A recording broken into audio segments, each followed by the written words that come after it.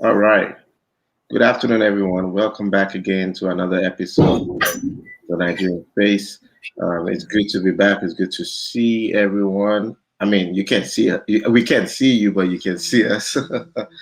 It's good to know that you guys are out there listening. If you're watching us live, listening live, or if you're listening to or watching the repeat broadcast. Nice to have you back, Mr. Constant. Say hello to everyone. Hey, good afternoon, everyone. Nice to have you on today. We're back here with Nigerian Weekly. Yeah, so just to get started real quick, we all know we started off a new segment in our new season. Once we started our second season of Nigerian Space, we started off this new segment called Nigerian Weekly, where we're going to talk about things that has been happening going on around Nigeria, and especially things that has been happening around Nigeria that affects every Nigerian at home and those in diaspora as well. So we're just going to be today's show is pretty much going to be all around that. We're going to be touching on different things that has been happening in the country, how it affects us in the country, outside the country, even how it affects our public image to everyone. So let's just dive right into it. And our first topic that I really want to go into is I've seen. Okay, first off, before we get started, I must recognize our research team. They've been doing such a great job in getting us research, authentic information, and getting us all we need to get this show going. So shout out to our research team. They know themselves, a group of young Nigerian men who are not lazy, who have been helping us with all this research and write up. So we want to appreciate them and give them kudos to them. All right, so we're going to get started. First off, we're going to be talking about the crypto ban in Nigeria. That has been on for a while, and I think the recent news and information that has been passing around or going around, which we don't know how true it is the fact that some people are saying that the crypto ban actually came from the fact it actually emanated from the NSAS protest, that the government is trying to use the crypto ban to cripple and to control the youths or protesters. Um, um, First off, I want to say that I know for a fact that Nigeria is not the only country presently that is banning cryptocurrency. I mean, you can't really ban it because it's online, but Nigeria is not the only country that is moving towards banning it.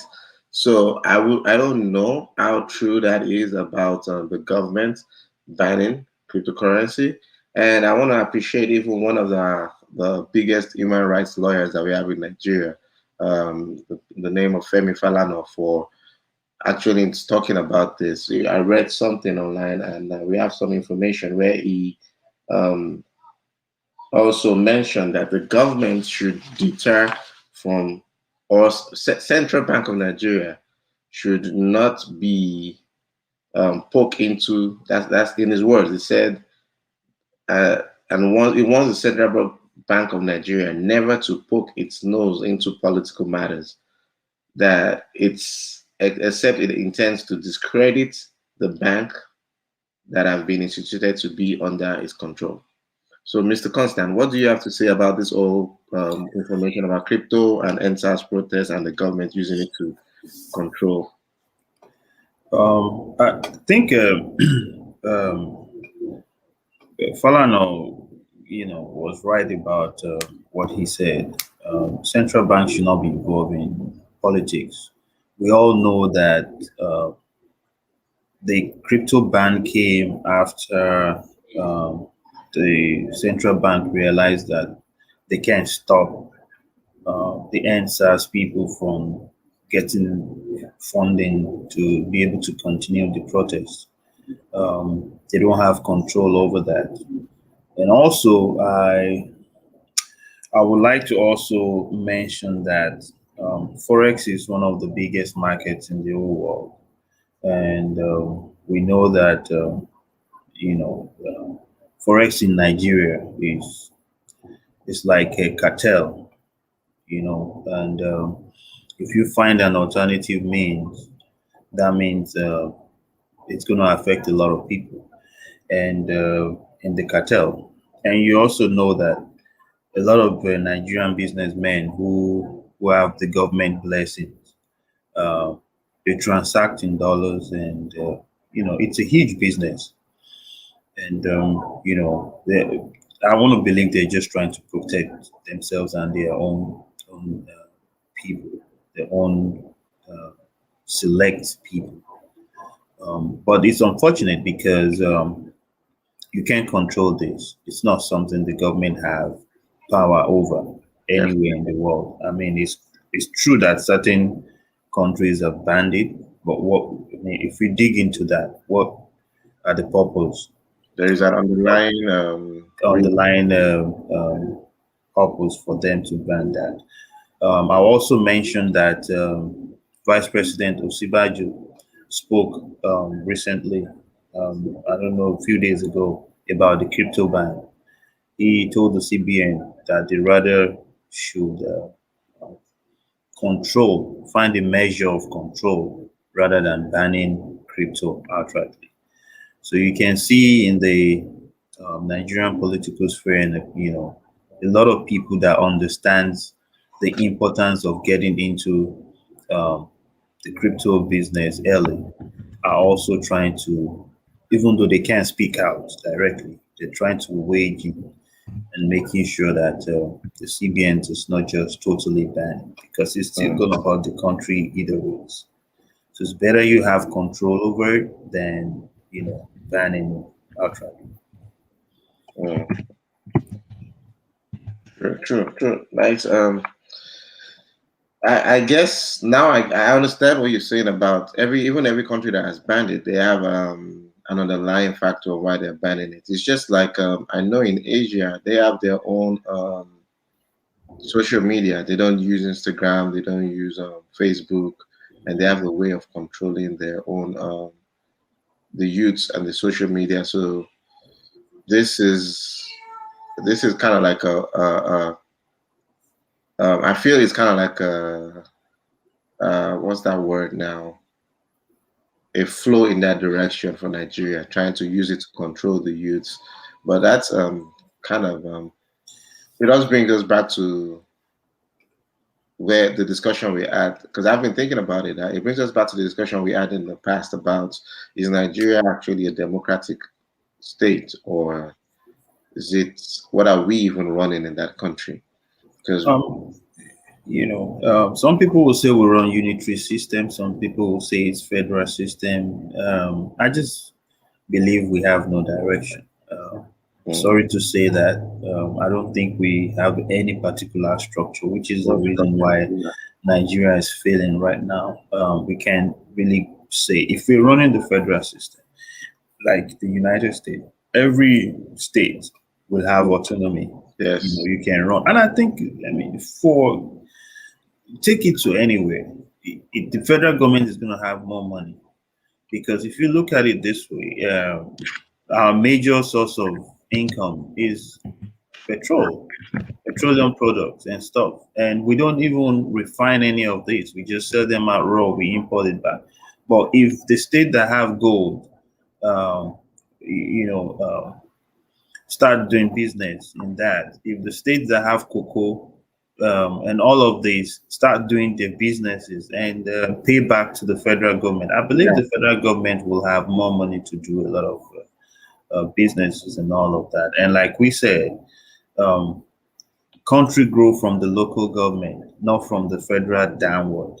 Mm, The local government can take, and you will see healthy competition. If my local government is doing well because of the resources we have, other local government will look inward and see mm, whatever resources they could garner and work towards beating my own local government. If I build a big hospital, they will want to build something better than that. Exactly, exactly. It's going to become a competition. Competition, and it's going to be healthy. Yeah, I think that competition is was where good. Nigeria was when we had the regional government. Each region wants to outdo the other, and they were doing really well in their businesses and all that. So we don't really have a structure. Um, and I think it's high time. Anybody that wants to, that is preaching that they want to change Nigeria or work for the people must be talking about restructuring. It's, Mm. I don't see why Nigerians can't come together on that. If we call ourselves a country, if the North built their road to the Middle Belt and the Middle Belt built their road to the South, and everybody have like toll gates in, we're all going to be using it. Everybody's going to make money.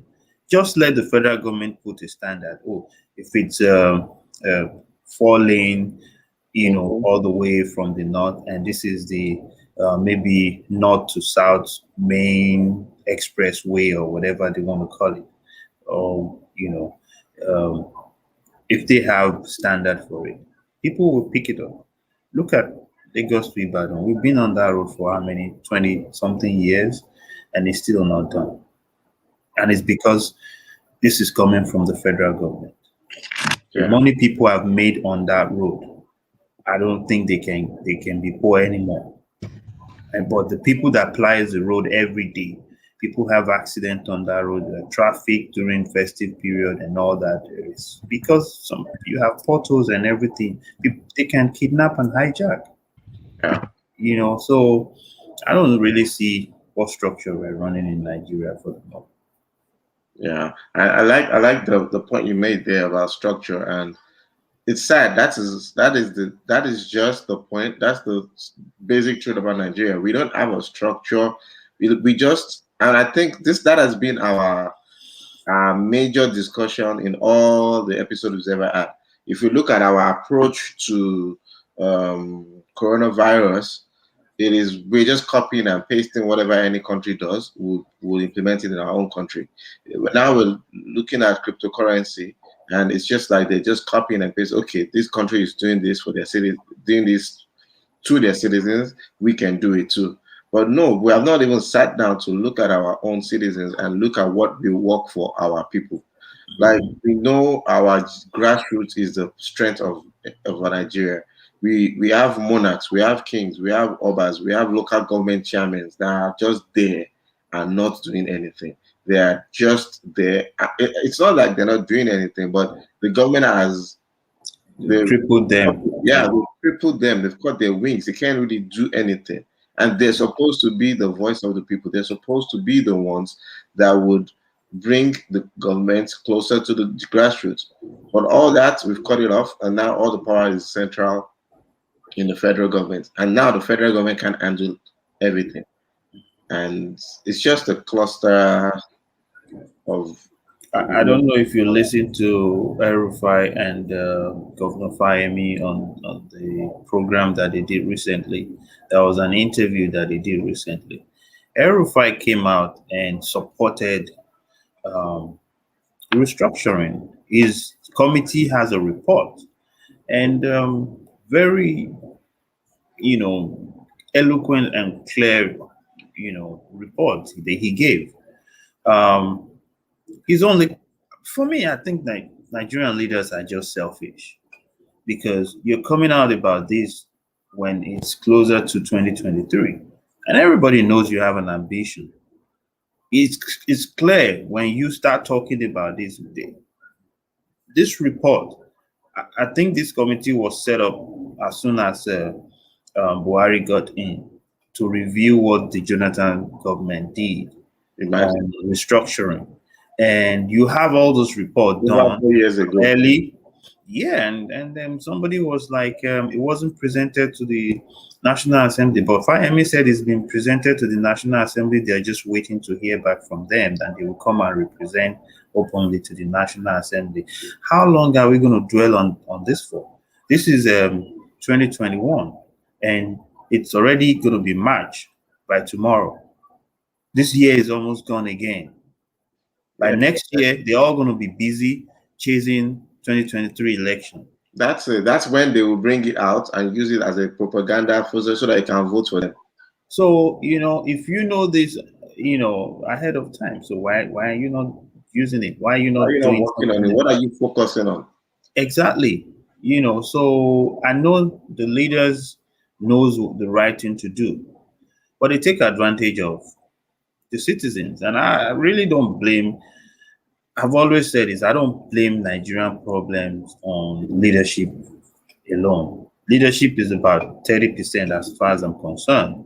The rest is left with the electorate, 70%. Mm. You can't keep it. Being in politics is not a charity game. Yeah. If I come in and I have to settle, I don't know how many millions, let's say we have, To even be oh, elected, exactly. how much you drop? You have like about, let's say Ondo State has about 4 million citizens in Ondo State. And let's even say we have about 6 to 800,000 voters, eligible voters. Mm. Out of the 800,000, let's assume that 600,000 came out. When you're settling these people and you're traveling around and campaigning, the people that will collect money from you are more than the people that have voters' cards. Mm. Now, during election, you also have to sort them the day of election. Exactly. And what are we talking about? I don't think altogether, whatever goes to individual, especially the voters, not the people that participate or campaign for them, the voters that determines who is elected. I don't think is up to $10. Let's even say $20. And you sell the next 4 years Yeah, on that that's the thing. They $20. make poverty so much that so that they can keep ruling. That's the rule of law. Is a rule. When you know that the past 4 years of this person didn't pay you, this person hasn't paid your salary until the election week that Yeah, he until the comes to run. election month. So why do you think it's going to change? And the sad thing is that people will say, "Oh, we love this opposition guy. I mean, he's doing well. He's eloquent. He looks like he's going to be better than this person. Oh, But yes, I've worked with him before. It's really nice. But we're mm, voting for this person because he paid us.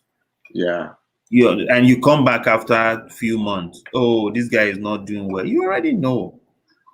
Especially for those that are coming back for second term. yeah, So it's become politics of money. And if you voted for these people, you don't have, you can't complain. Maybe somebody spent about 3 billion, 4 billion to become a governor. You think he's going to get there and focus on doing anything? He's going to focus on how he wants to make his money back, wherever he gets that money from. And as a businessman, he's not going to just make 4 billion. of course, he needs to get profit on his, his And the thing, investment. I don't know much about um, a lot of other ethnic group, but I can tell you about Southwest politics. We value affluence than people's character. If you become a political leader today, people will hail you. Trust me, Mm-hmm. if you don't have something to give to them tomorrow, it won't take more than 5 days for them to be spitting on you. Yeah, yeah. It's a normal proverb that "Àwọn epo lára ara yín bá yín lá," Eh, but I don't know how to say that in English. Àti olówó láyé mọ̀. Olówó láyé mọ̀. Yeah. So when you realize that, you see that people want to hold on to power and they want a means of making money.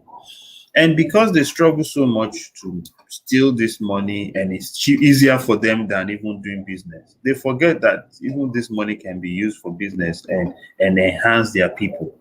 Just keep stealing and doing whatever they want to do. Yeah, yeah. And they That's come around, we still hail them. we're just gonna be this. We're just gonna keep going about the woes of Nigeria if we don't decide to just move on to um, another topic. Well, that's for now. That's where we are on crypto ban on the government and government just copying and pasting whatever any other country is doing. without actually thinking of what the effect is to their own citizens. We'll try to get much more information about this, and definitely we will be um, bringing you more information about this as well. Another thing that has been on the Nigerian Weekly this week that has been big is the Sunday Igboho saga and the Yoruba youth. Um, I wouldn't say it's a saga. There's been rumors and news going around that the government has, the DSS has arrested him. Okay, for those who don't know who Sunday Igboho is, just a brief reintroduction. Last on our last episode, we talked of Sunday Igboho. So there are a group of Fulani headsmen that has been tormenting the southwest of Nigeria. They are normally known to be grazing their cattle around the north side of Nigeria. But now they are moving them to the south of Nigeria, the southwest. And they also kill and kidnap indigenes of that state. So Sunday Igboho is a man from the southwest of Nigeria, and he has decided to um, stand up against these Fulani herdsmen if the government, because the government has chosen not to do anything about them. So this is an individual that has decided to fight for his people, and some people say is more of a political talk than fighting for his people. That he's just using this as an opportunity. Whatever they're saying, we are on the Nigerian space are not concluding on anything. We're just talking about the situation that's going on. We're not taking sides, but we definitely are against the Fulani headsmen. We know that it is against any civilization anywhere in the world. On the Nigerian space, in America, in all parts of the world, we know people who have their cattle and have their animals that they want to rear. They have a ranch or a proper farm to have it, to have and rear the animals, except for Nigeria, where their cattle is seen on the streets roaming around and going into other people's farms. So Sunday Igbo has decided to stand up and fight for the people of the Southwest. And it's been said that the DSS is they might have gotten him, arrested him, or they want to arrest him. And some people have been saying that the Yoruba youths will protest if anything happens to him. Mr. Constant, any news, any gist about Sunday Igboho that you Yeah, have the update on that?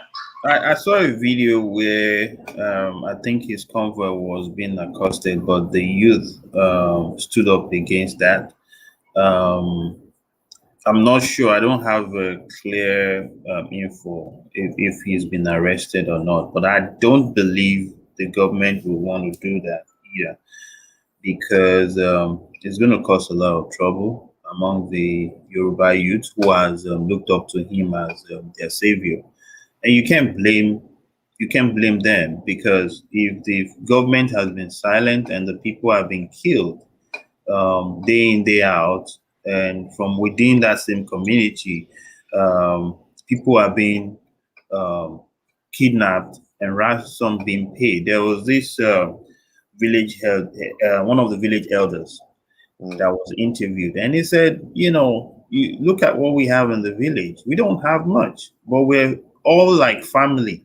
So if they kidnap one person, every family in the is affected. village is affected. So they keep selling their stuff, putting money together, send um, messages to their family abroad to please try and send something, and it's become a business. And because they know that these guys are going to be paid, I mean, they're going to pay them, they keep doing it.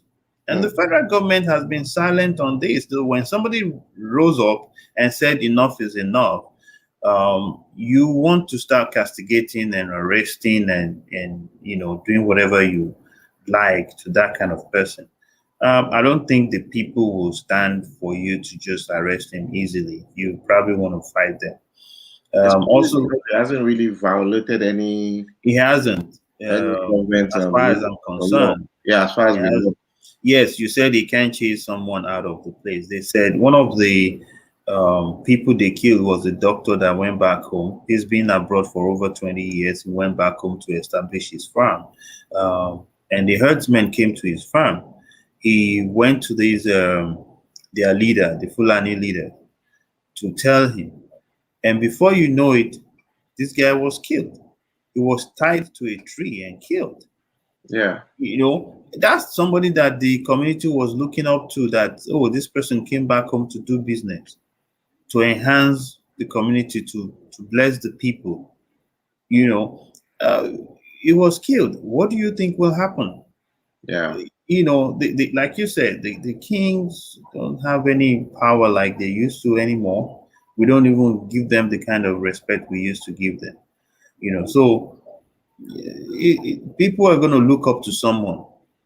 I saw a video too yesterday. Gani Adams had to go to one of the villages in Oyo State to arrest some of these people, and they got arrested with ammunition.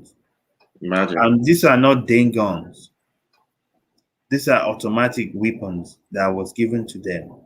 Imagine. So he went there with them so they can see the authenticity of the actions by his OPC members.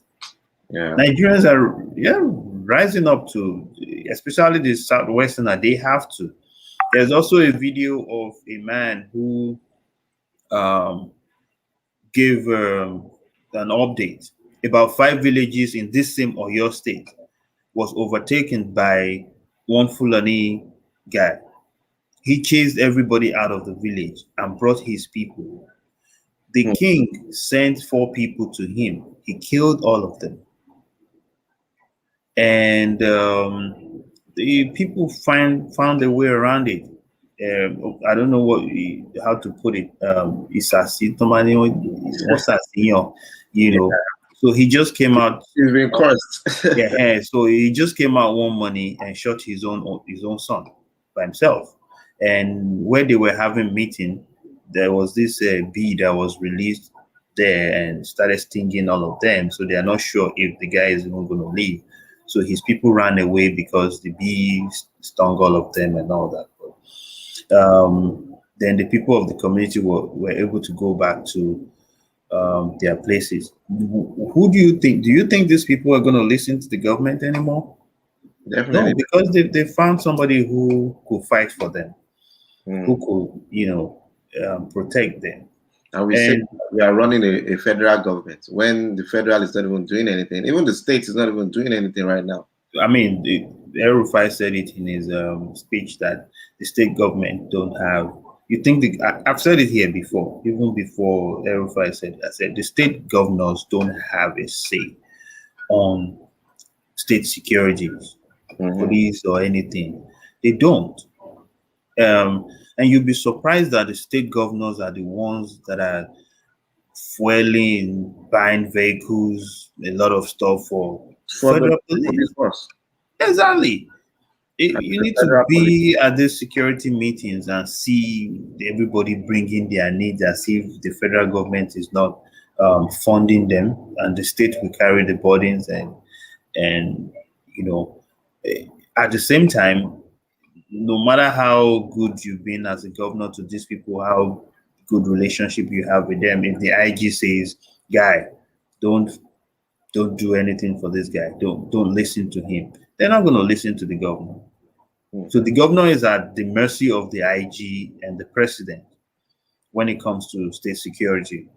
When we're even talking about this old Fulani Esmen, now before we move away from that, um, you mentioned something about Gani Adams had to go to, and I know in our discussion Oyo before the State. show, where Gani Adams had to go to one of the states in the south to southwest to go actually the what's that word now, to go to actually go capture some of these herdsmen.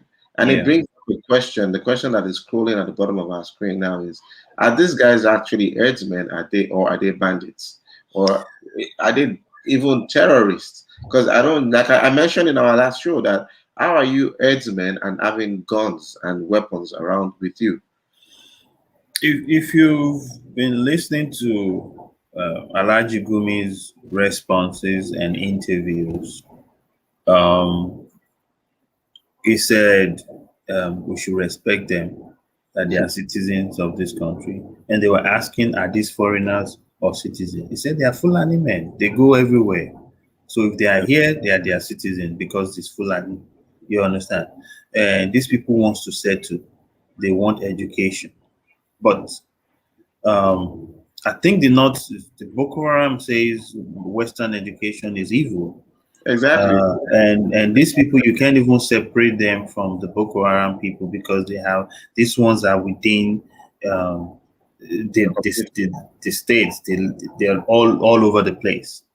And but from a lot of sources and from the video we saw from these bandits, was as if that they were employed during the election, Mm, and they brought in ammunition and everything to fight and help. They were being paid. But mm, after a while, they were not being paid anymore. Nobody gave them anything. So I think they were abandoned mm. to maintain their status, to keep body and soul To together. all their weapon, they have to. Exactly. They have to start kidnapping. They have to go to everywhere. And also, somebody mentioned, and this is a northerner too.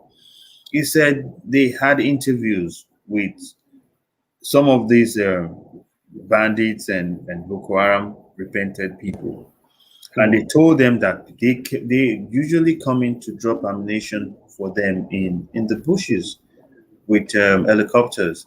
He said they were well funded and they've infiltrated all the bushes in the country. That they will start coming out to fight, cause like civil war from 2022 because of the coming election and everything like that. So this person came on national TV to say this. He was one of CBN employees before, a director. So he's not as if he doesn't know what he's saying, and we keep pushing it aside. If we keep doing this, I'm sorry to say, I don't see a country in the next couple of years, True. You mentioned because something about um, that was in the lines of what I think we should even also discuss is I know there was a discussion like over the week too. I saw some people arguing on social media about government saying they want to give amnesty to these folks, and I'm like, how do you give amnesty to terrorists? That means it goes to show that they are like an arm of government or a tool used by the government. Because when the Niger Delta folks were crying for amnesty, it was an issue. But now the government is willing to give these Fulani headsmen that are terrorists in quotes. They're trying to give so them amnesty. It's totally different from the Niger Delta aspiration then. I requesting mean, amnesty. yeah, I get what you're saying. Niger Delta, we know what they were fighting for. Exactly. They are fighting for Um, yeah, they didn't just wake up one day. And actually, Niger Deltans have produced leaders that stood for them, that exactly. advocated for them, that were killed by the government because they were advocating for their people. Yeah, There's no, if you go to Niger Delta, there's no development. How can you be producing oil for the entire nation and you don't have development, you don't have exactly. education, you can't farm on your land, you can't fish like your normal Their water vocation? is bad. So the thing is, they had a right to Mhm. get agitated. If they've been talking to the government and the government has been killing their leaders, what do you think will happen? Exactly. But these are people that goes to a village and raise down the village, kill people, maim, rape, and goes to people's farms and destroy farms, and they carry guns. If you attack them, they shoot. They shoot the people. It's totally different from the cost of It, Niger Delta. it is. This is terrorism, if we like it or not. And I wrote something on my Facebook. I think the government should invite Gumi. You can be defending. Now, tell me, you are not a security personnel, even though he was maybe in the military or police before, but you are not a security personnel, and you are the middleman between the government and the bandits, the government and Boko Haram. Who are you? Who employed you? And you're also telling the country to give them amnesty, 100 billion naira, 160 billion naira, for what purpose? Exactly. For what purpose? What are they fighting for? Like, why should they even be fighting in the first place? I Why? I just want to believe that Alhaji Gumi is just a spokesman for a lot of the big boys that are behind these people. And Mhm. it's not just him. But if they can pick him up and to do a thorough investigation, they will get the people that are behind it. They will know. And that is my problem with Nigeria. We don't go to the root of a problem to find a Because they don't solution. want to. Don't I bet it with you today. They have the information. They know the people, the powers behind this. I've been saying it, I tell people that Nigerian police are one of the best in the world. Forget about their misbehavior or anything. If they want to get to the bottom of any matter, We'll get they to. will do their investigation. They have the local intelligence. They know what to do to get information. Trust me, they are very good. Not to Even talk our of our military, our SSS. military is one of the best in Africa, or if not the best in Africa. Yes. So not to talk of our SSS. And the bad thing is that you send some of these military boys to the front and just kill them. Without they're Because not as equipped as the terrorists. yes, because you can't tell me that some of the military leaders don't even know what's going on. I don't want to believe that. Do we lack intelligence so much that we just keep giving our people out for them to kill? Yeah, I mean, an American was kidnapped by the Boko Haram, and they did a clean operation to rescue this person. American came all the way to Nigeria to rescue their own people. Got information, and this country share information. Mm. So they definitely have information of where these people are. It's just that our country, that is one of the things that sometimes, I'm not gonna lie, that's some of the things that discourages me sometimes when we want to come on this show to discuss. It feels like we talk a lot.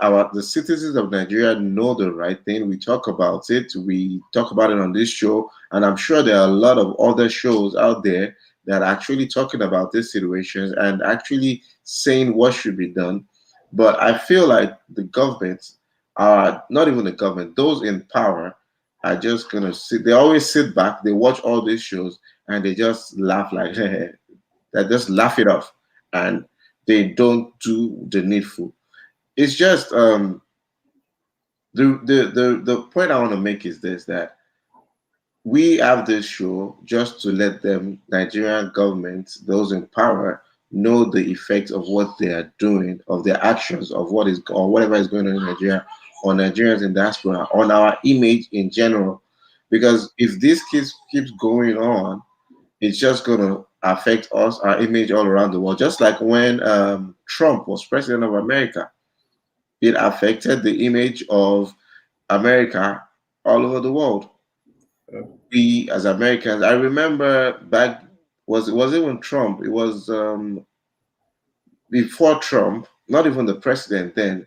I had the opportunity to go to Cuba, and on getting to Cuba, I mentioned that, oh, we were introducing ourselves, and we had a party, and everyone was introducing themselves, and I mentioned I was from America, and there was a sort of silence in the room, or quietness in the room, and murmuring like, "Ooh, ooh," like, oh my God, from America, because we know what America did to Cuba, Mhm. and they don't really like Americans in Cuba.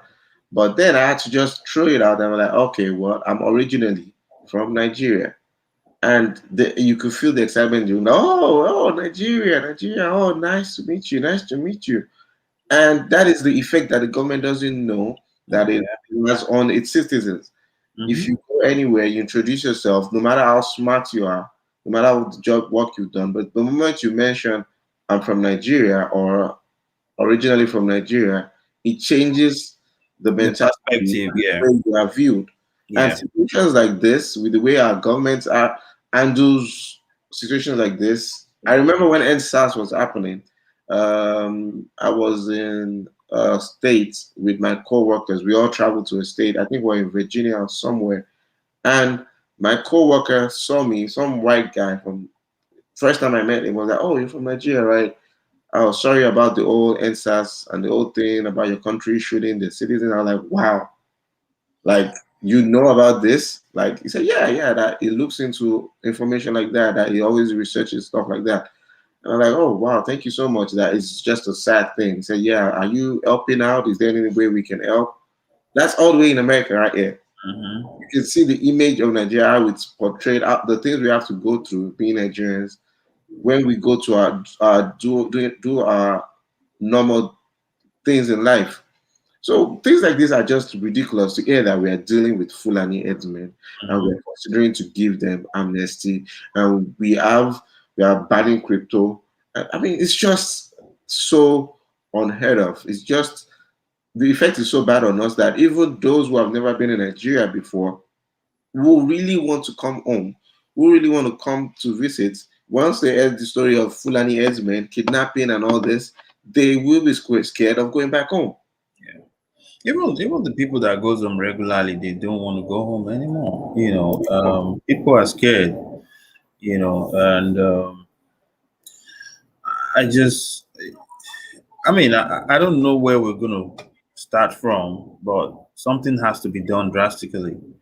You know, I just can't even fathom where we can start from. But I know that if we really want to sort Nigerian problem, we can sort it because I mean, when Obasanjo became president, he brought in all these young people, Mokonjo and all of that. We paid up our debt and Yeah. we were able to have The foreign same reserves Okonjo Iweala, saved.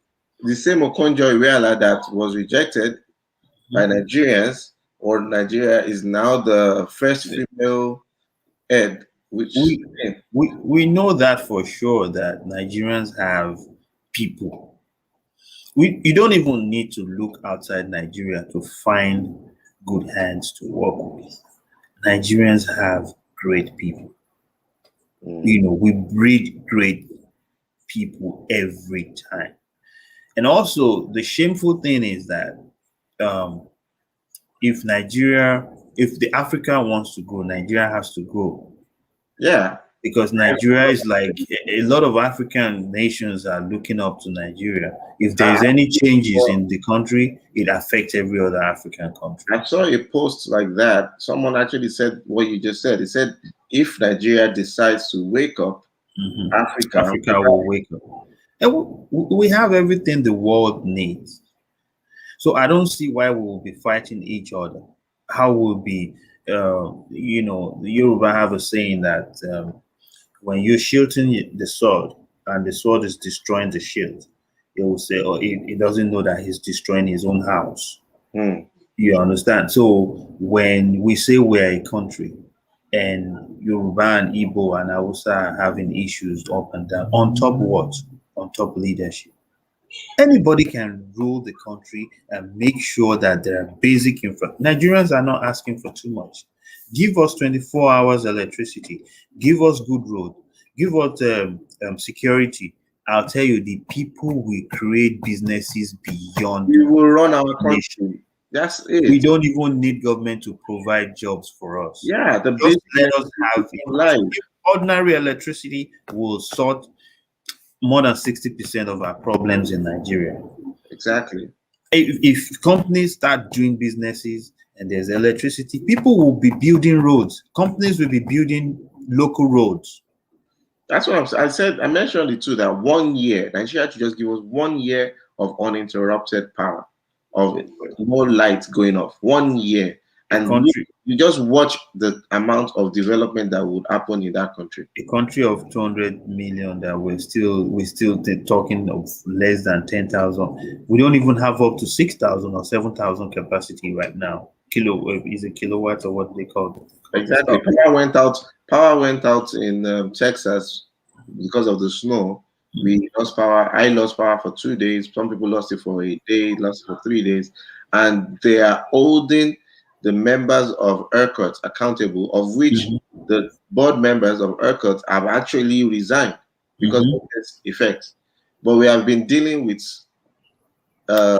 incessant without power in Nigeria for over how many years, and we still have the same people in power. Oh, they changed NEPA to what did they even change them to PATN? Oh, now they changed it to Eco Power and all that, but we still don't have power, and no one is being held accountable for all this. You know, Rotimi said no one wants to make that change because they are not willing to lose that income. What income are we talking about? $20 for 4 years. You know, you see, the mentality has to change. People have to change their minds, the mindset. Mm. The government or the political leaders are not going to do anything if you don't hold them accountable. But how can you hold somebody accountable when he had already borrowed money and paid you off for voting for him? Then what do you No, I expect? think the income is even Rotimi is talking about is the income that those in power make are getting from all But this. they're not going to do anything because the people are not doing anything. You understand? I Exactly. mean, look at you. We wake up. You wake up with someone you've been living with for a while, and he just came back. Maybe he traveled for like a week or two, and he came back with a G wagon and started building a mansion. And you just start calling Babariri, Babake, Babariri. And these guys, maybe you grew up together, your family, you're very close and all stuff. And you realize that for you to see him, you have to book an appointment. You can't really see him. He drives by the road and just splash you water and That's what go. I And use. yet, when he's coming, you say, "Ah, that's my friend. Oh, we used to eat together. We used to eat together." But now he controls your life because he makes decisions at the ends of affairs that affects you, or you don't even have access to him. And yet, your family members, people are their house helps, their drivers, their security people, and they stop you from seeing the same guy. He probably is not even treating them nicely, but because they of their proximity to this person, they keep hailing. "Ah, Baba and Lugo." You understand? That guy has a lot of money. Yeah, What has that got to do with the entire community? It's the same Yoruba people that will say one rich man amongst a lot of poor people is the head of the poor people. So we should. exactly. According to the points that Rotimi just made, that is the problem in Nigeria. Chop make a chop mentality overload. That is Mhm. what is going on in Nigeria from top to bottom. Everyone doesn't care about their neighbor. They just want to let me chop my own. As long as I'm in security with this Oga Babalowo, this rich man, and I'm getting my salary and I'm chopping, I don't care about what's going on outside this quarters. I don't care about what's happening to my neighbor as long as I'm getting my own cut. Amechi did an interview recently, and they were talking about the rail lines and all of that. And the interviewer mentioned something about some other part of the politics. And Amechi was like, how does that affect transportation? He wanted to stay within the context of what they were discussing. And the guy was like, oh, you are a leader. Ah, Amechi said, I lead my wife. It is laughable. It is annoying. How would you say that? But, As in, but eh, bro, if you look deeply, these are leaders at the helms of affairs that know that there's something wrong, that knows that they are powerless, that knows that they're just toothless dogs and just trying to do what they can. They thought they were going to be able to make changes. One thing I will ask someone is that with everything Fashola did in Lagos, do you think he will go to the federal government as a minister and not want to perform? exactly. He will not want to do that because whatever he's done in this past 6 years has erased everything he did in Lagos. True. True. His approval rating has gone way negative. because everybody was really expecting him to do a lot when he got The thing into. is that we're running a system without a structure. Also, because like you said too, there are a lot of people that are running the country that is not even, he cannot even do anything because the structure is so messed up. He can't really implement all his plans. I don't see a country that the president has been so silent like our president. And what happens, even if the president is not feeling fine? What happens in that situation? You allow the vice president to do stuff. Hmm.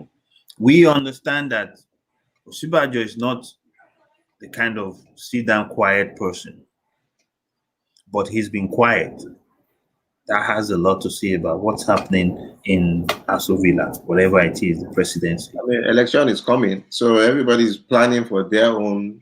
I don't even think So, it's about election for the federal. I mean, the vice president doesn't have any right to do anything except the president ask him to do it. too. Yeah. So if the president knows that he's incapacitated, then why don't you let your vice president take over and do stuff? Just give him instruction. Let's hear that we have a leader.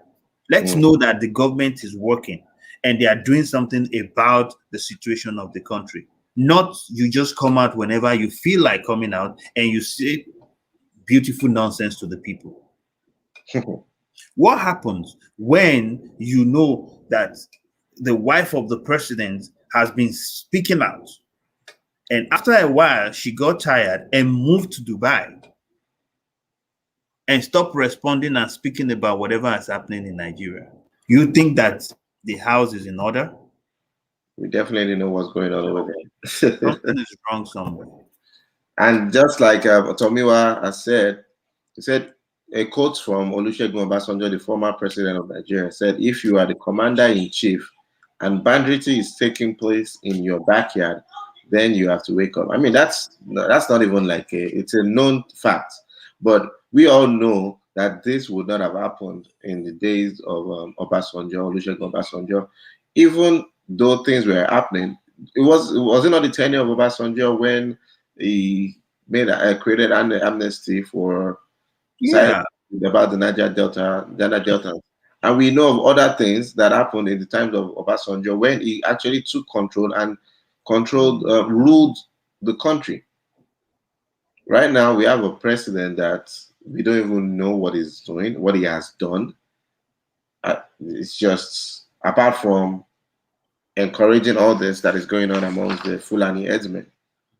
It's just so sad. Like, if we keep going, we're just gonna keep going, and like I said, it's just like we're talking, talking, talking, and there are really no effects. But our plan, our hope is that um, we will get some people who actually are making effects in Nigeria to come on this show to discuss the what they've been doing and the way forward, so that we don't keep dwelling. I That's one thing about me. I hate to just keep dwelling on the negativity that's going on in the country. There are some positive things that are happening, and we would like to shed more light on that. And hopefully, in our other upcoming episodes, we are definitely going to be shedding more light on the positive things about Nigeria, so that those of us in Nigeria in diaspora can have something to look up to.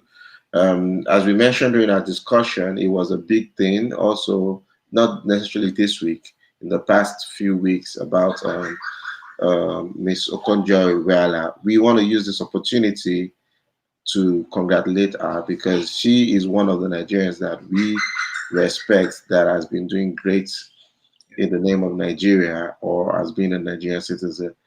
We want to use this opportunity to congratulate her and wish her well yeah. as she starts as the first female chair or president of the WTO, World Trade Organization. World Trade Center. So, um, any final words from Mr. Constance before we wrap it up today? I believe that we'll keep talking, and we have to keep discussing this so that people can be aware of what's going on, and we can find a way to help our people back home. You can't take all Nigerians out of Nigeria. it is still our country. So we need to make it better. We like it or not, we have family members back home who are not even ready to leave. And Nigeria can be great. Nigeria can be great again. So I believe that we'll keep talking, we keep getting people, and a lot of positive things are happening in Nigeria, despite the um, government irresponsibility. People are still doing great stuff, and Nigerians home and abroad are doing great stuff too. So, like you said, we'll invite people here who are doing a lot of great things, back home and abroad. And let's keep hoping and praying that things will change in Nigeria. But you know what? I think it's gotten to a stage where people need to start acting.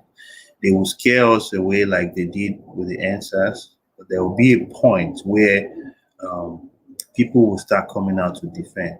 I don't know if you saw the video from Edo State where the women came out Yeah. to, yeah. So when it's getting to a point that Yeah. women are coming out, Mm, it's getting to a point of no return. yeah. And I pray that we will not get to that situation where Nigeria will so disintegrate, because it's going to be way, way bad than any of these countries that we've ever witnessed. You Yeah. know, Hopefully we'll not get, I pray we won't get to that point. and I believe we will not have to get to that point. But it's been a good episode. We thank you guys for tuning in, and thank you guys for always watching. Please don't forget to subscribe to our YouTube channel, and um, so that you Instagram. can catch up with all of our episodes. Also, don't forget to follow us on all our social media handles at on Twitter, Nigerian underscore space, on Facebook, the Nigerian space, one word, and on Instagram, the same, the Nigerian space, one word.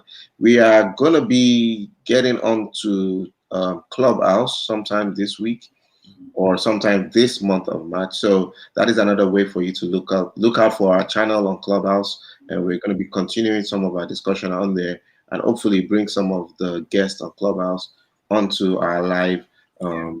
YouTube channel. YouTube. Okay. It's been a great time with you guys. We really appreciate you guys for tuning in. And you can also catch a repeat on all our podcast channel. You can catch us on Anchor FM, Spotify, Apple Podcast, Google Podcast, and on YouTube as well. It's been great.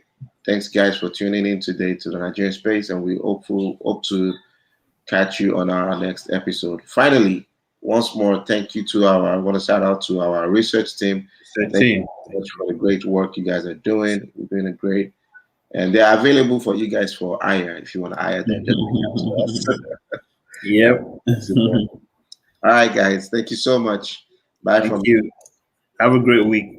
Have a great week, everyone. Bye.